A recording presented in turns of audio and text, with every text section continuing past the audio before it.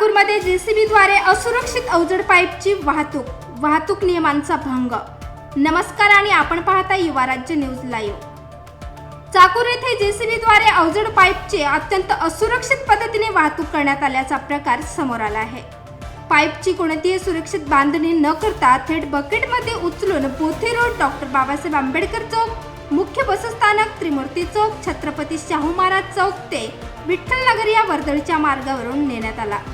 यावेळी रस्त्यावर नागरिक, पादचारी आणि दुचाकीस्वार मोठ्या प्रमाणात उपस्थित होते। अशा परिस्थितीत पाईप खाली पडल्यास मोठा अपघात होऊ शकला असता।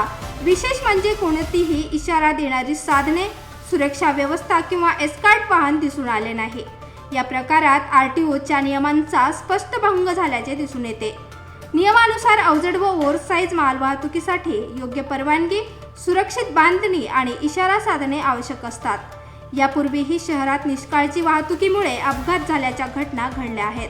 तरीही अशा प्रकारांकडे प्रशासन दुर्लक्ष करत असल्याची टीका नागरिकांकडून होत आहे। शहरात सीसीटीव्ही कॅमेरा असतानाही अशा अवघड नियमभंगावर तात्काळ कारवाई होत नसल्याने नागरिकांमध्ये नाराजी आहे। या घटनेची चौकशी करून संबंधित वाहन कंत्राटदार व जबाबदार अधिकाऱ्यांवर कठोर कारवाई करावी। तसेच भविष्यात अशा घटना टाळण्यासाठी नियमांची कडक अंमलबजावणी करावी अशी मागणी नागरिकांकडून केली जात आहे।